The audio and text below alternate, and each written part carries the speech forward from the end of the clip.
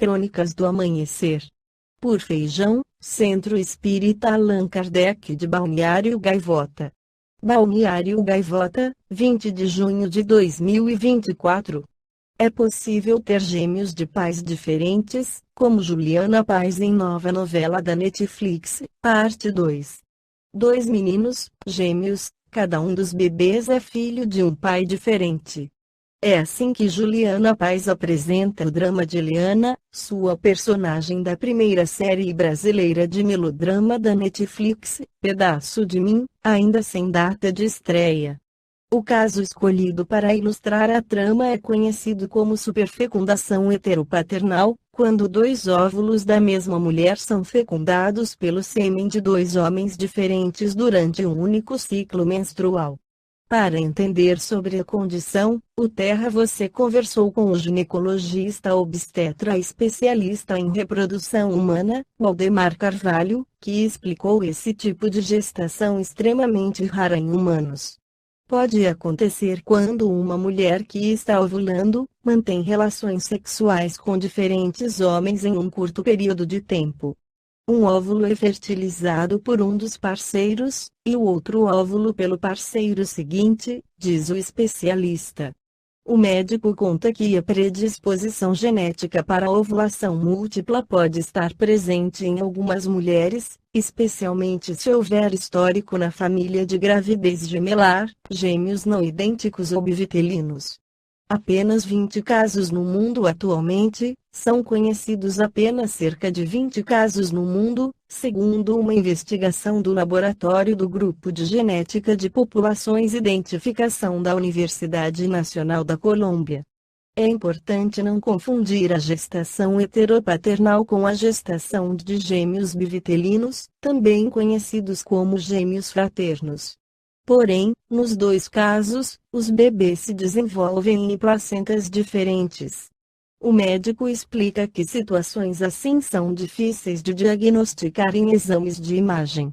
Sobre a reencarnação, Allan Kardec esclarece no Livro dos Espíritos sobre a união da alma e do corpo, 344. Em que momento a alma se une ao corpo? A união começa na concepção, mas só é completa por ocasião do nascimento.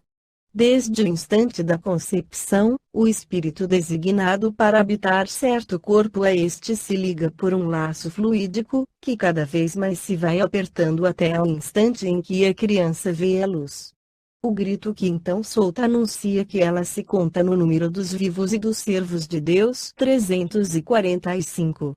É a definitiva união do espírito com o corpo desde o momento da concepção. Durante esta primeira fase, poderia o espírito renunciar a habitar o corpo que lhe está destinado?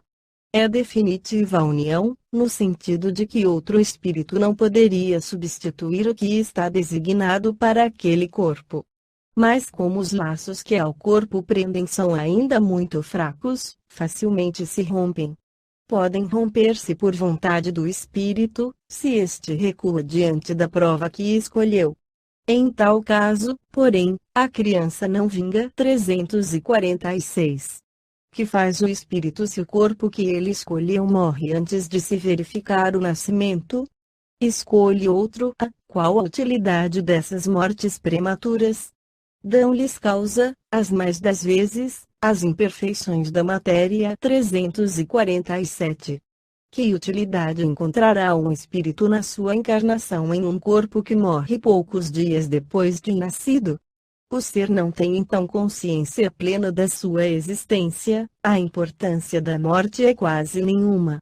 Frequentemente é, como já dissemos, uma prova para os pais. 348. Sabe o espírito, previamente, que o corpo de sua escolha não tem probabilidade de viver? Sabe-o algumas vezes, mas se nessa circunstância reside o motivo de sua escolha, isso significa que está fugindo à prova. 349.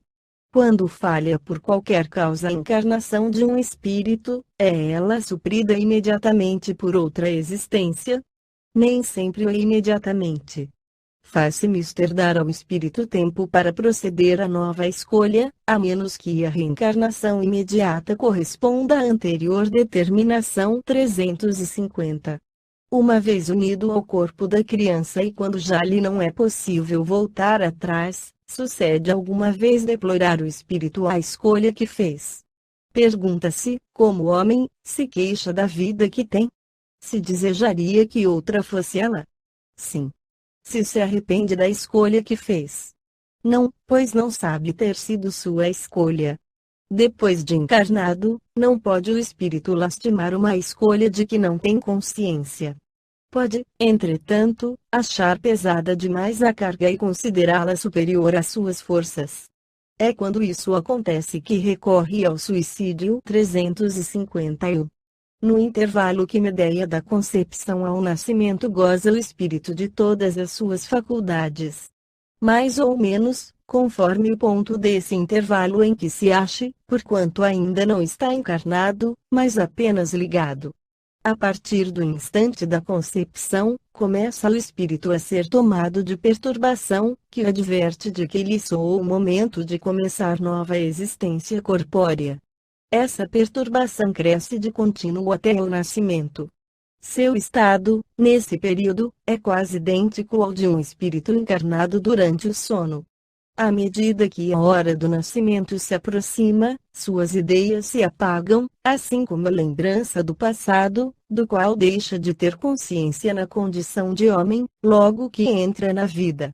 Essa lembrança, porém, lhe volta pouco a pouco ao retornar ao estado de espírito 352.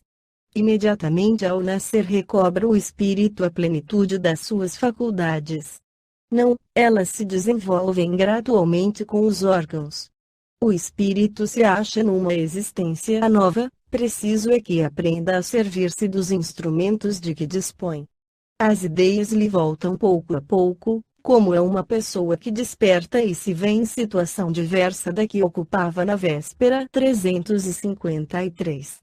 Não sendo completa a união do espírito ao corpo, não estando definitivamente consumada, senão depois do nascimento, poder-se-á considerar o feto como dotado de alma? O espírito que o vai animar existe, de certo modo, fora dele. O feto não tem, pois, propriamente falando, uma alma, visto que a encarnação está apenas em via de operar-se. Acha-se, entretanto, ligado à alma que virá a possuir. Esta foi a crônica do amanhecer de 20 de junho de 2024. Por Alfredo Feijão Lopes.